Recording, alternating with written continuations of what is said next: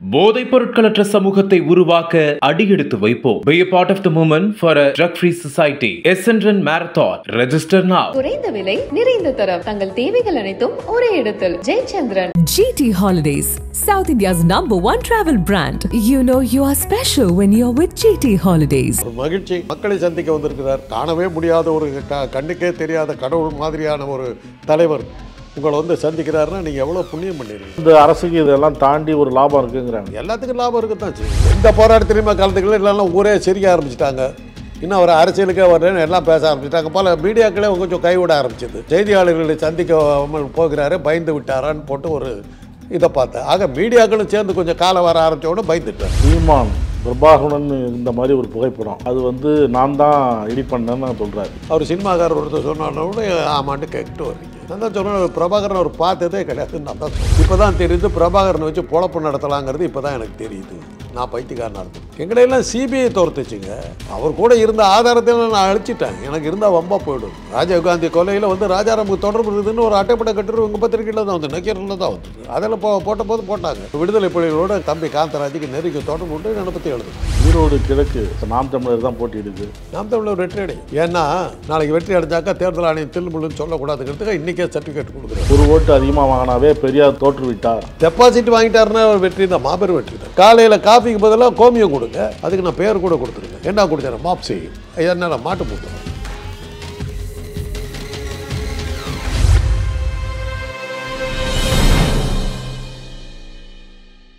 நக்கீரன் நேயர்களுக்கு வணக்கம். இன்று நம்முடன் கருத்துக்களை பகிர்ந்து கொள்ள இணைந்திருக்கிறார் அரசியல் விமர்சகர் மருத்துவர் காந்தராஜ் அவர்கள். வணக்கம் சார்.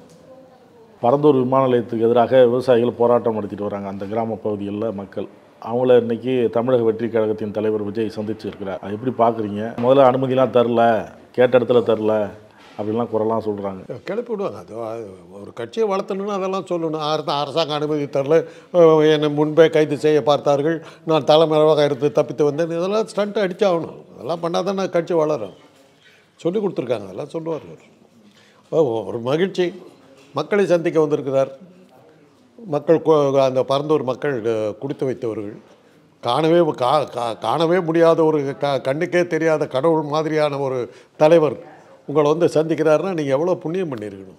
எவ்வளோ புண்ணியம் பண்ணியிருக்கணும். கடைசி வரைக்கும் துணை நிற்பேங்கிறார் மக்களுக்காக. இந்த கடைசியாக ஆளாக துணையாக இருப்பான்னு.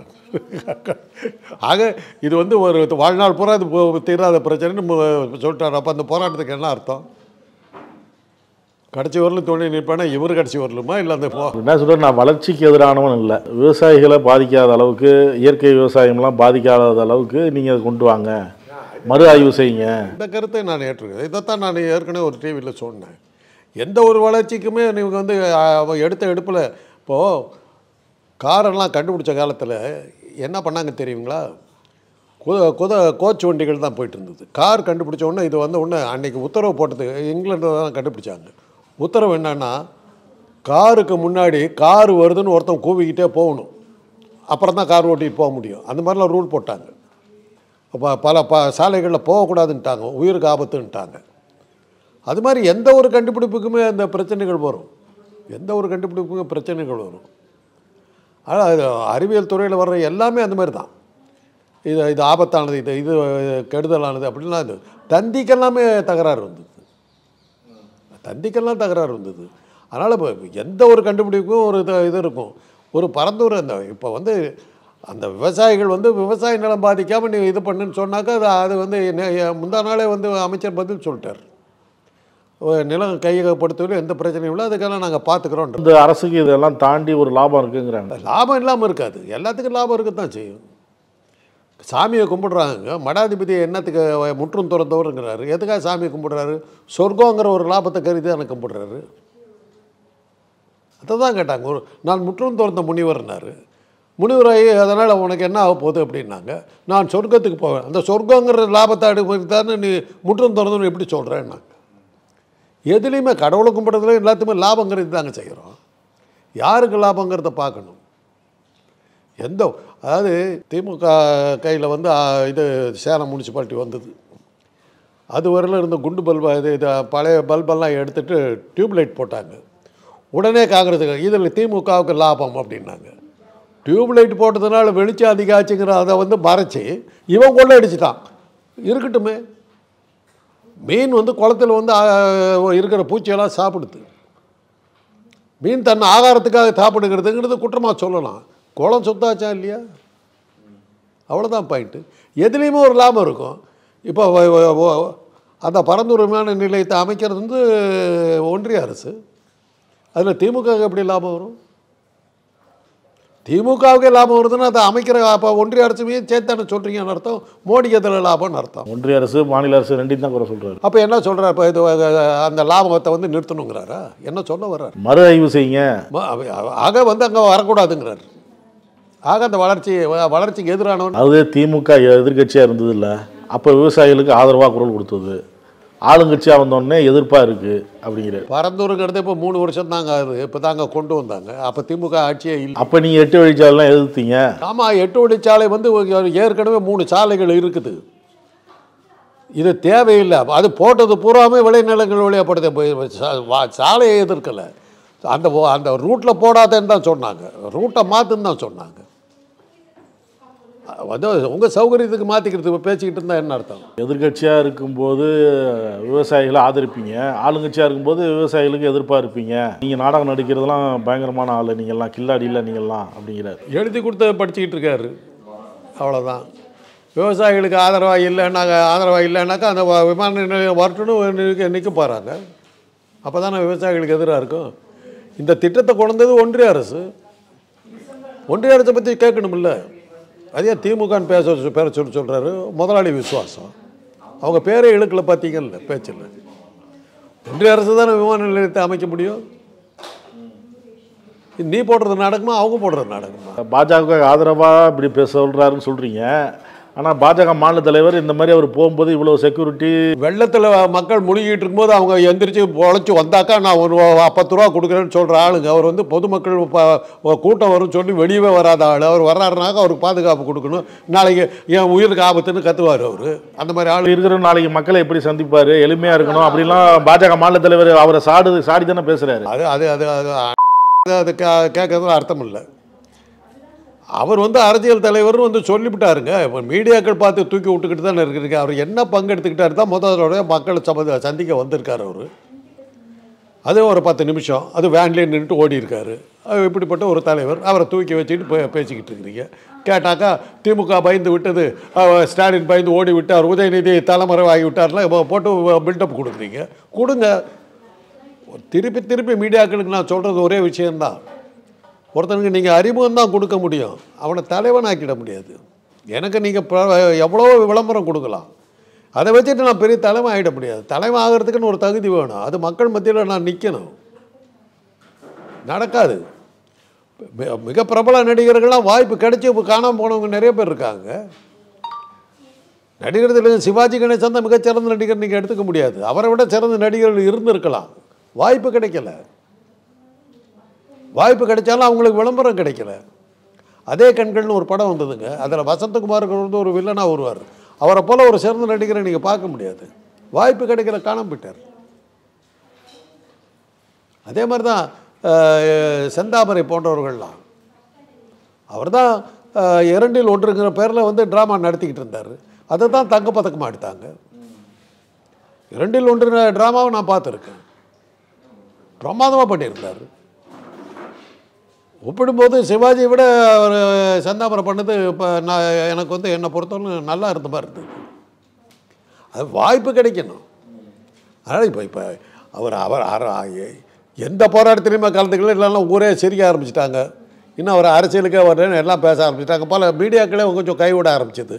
ஒரு வீடியோவில் பார்த்தேன், பயந்து செய்தியாளர்களை சந்திக்க போகிறாரு, பயந்து விட்டாரான்னு போட்டு ஒரு இதை பார்த்தேன். ஆக மீடியாக்களும் சேர்ந்து கொஞ்சம் காலம் வர ஆரம்பித்தோடனே பயந்துட்டார்.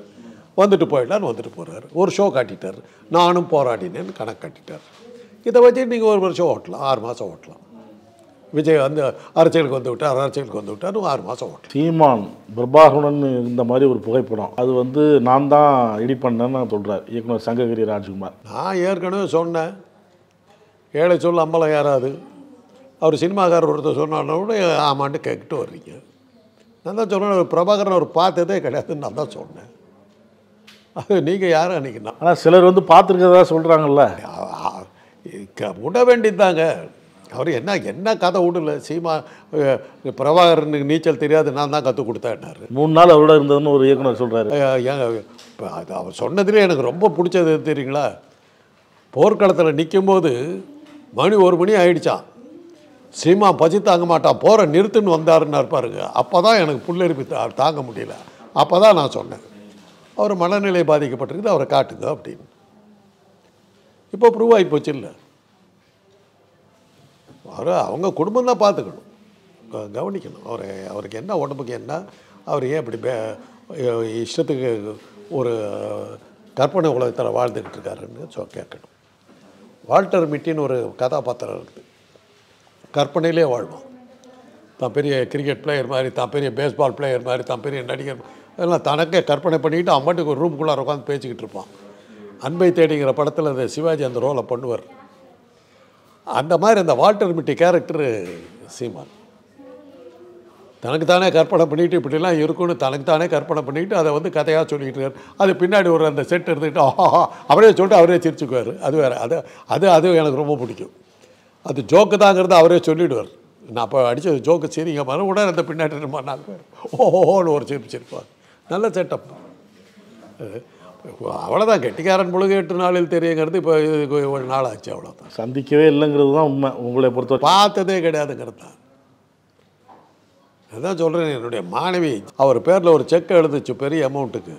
யாருக்கு அனுப்புகிறேன்னு கேட்டேன். இதே டேபிளில் தான் உட்காந்து எழுதுச்சு. யாருக்கு அனுப்புகிறேன்? அப்போ தான் எனக்கு இப்படி ஒரு ஆள் இருக்கிறதே தெரிஞ்சுது. எதுக்காக அனுப்புகிறேன்? அந்த பொண்ணு ஈழத்தமிழச்சி, அது இப்போ லண்டனில் இருக்குது. அவர் தாங்க பிரபாகரனோடவே இருந்தவர்னுச்சு. யார் எந்த பிரபாகரனை சொல்கிறார்? இப்படி ஒரு ஆள் அவரோடு இருந்தாரா அப்படின்னு. அப்புறம் நான் எனக்கும் பிரபாகரனுக்கும் இருந்த தொடர்புகள் நான் அதெல்லாம் சொன்னேன். என்ன சார் நீங்கள் சொல்கிறத பார்த்தா உங்களுக்கு அந்த கதை வேணாம். இப்போ தான் தெரியுது பிரபாகரனை வச்சு பொழப்பு நடத்தலாங்கிறது இப்போ தான் எனக்கு தெரியுது. நான் பைத்தியக்காரனாக இருந்திருக்கேன். எங்களையெல்லாம் சிபிஐ தோர்த்துச்சுங்க. அவர் கூட இருந்த ஆதாரத்தை நான் அழிச்சிட்டேன். எனக்கு இருந்தால் வம்பா போய்டும். நக்கீர உங்கள் பத்திரிகையில் தானே வந்தது அதை பற்றி செய்தியை. ராஜீவ்காந்தி கொலையில் வந்து ராஜாராமுக்கு தொடர்பு இருக்குதுன்னு ஒரு அட்டைப்பட்ட கட்டுரை உங்கள் பத்திரிகையில் தான் வந்து நக்கீரில் தான் வந்தது. அதில் போட்ட போது போட்டாங்க. விடுதலை புலிகளோட அவர் தம்பி காந்தராஜுக்கு நெருங்கி தொடர்பு விட்டு என்னை பற்றி எழுதுனாங்க. எடுத்து பாருங்கள். அது மாதிரி ஏதாவது சீமானை பற்றி வந்துருக்குதா? சிபிஐ என்ன கேட்டா? 4 போராளிகள் இருக்காங்க, ஈழ போராளிகள். 4 பேரும் வந்து ஒருத்தர் அடிச்சுக்கிறாங்க. ஆனால் அந்த 4 பேர்த்துக்கு டாக்டர் யாருன்னு கேட்டால் உன் பேரை சொல்கிறாங்க. அப்படி இருந்தவன் நான்.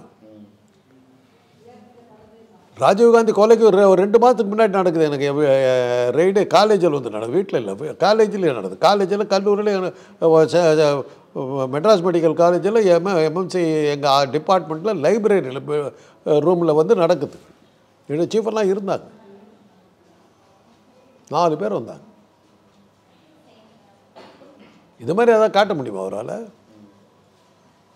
இவர் ஏலத்துக்கு போயிருக்கிறாருனாக்கா பாஸ்போர்ட் இல்லாமல் போனார், இல்லை கள்ளத்தோணியில் போனார். எந்த கள்ளத்தோணியில் போனார்? கள்ளத்தோணியை இவரே ஓட்டிகிட்டு போயிட்டார். அதையும் சொல்லுவார்.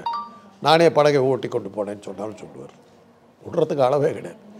இதுதான் சொல்கிறேனுங்களே, கேட்குறவன் கேனீனாக இருந்தாக்கா அவ்வளோதான். ஈரோடு கிழக்கு பை எலெக்ஷனில் அதிமுக போட்டியிடல, பாஜக போட்டியிடல, தமிழக வெற்றி கழகம் விஜய் அவங்களும் போட்டியிடல. அவங்க வந்து இலக்கு வந்து 2026 அப்படின்ட்டாங்க. இப்போ நாம் தமிழர் தான் போட்டியிடுது. நாம் தமிழர் வெற்றி அடையும், ஜெயிச்சிருவாங்க. ஏன்னா வெற்றி அடையும் அப்படின்னா சீமானே போட்டிடுவார். இல்லை, அவரை நிற்க வேணாம்னு சொல்லிட்டாங்க.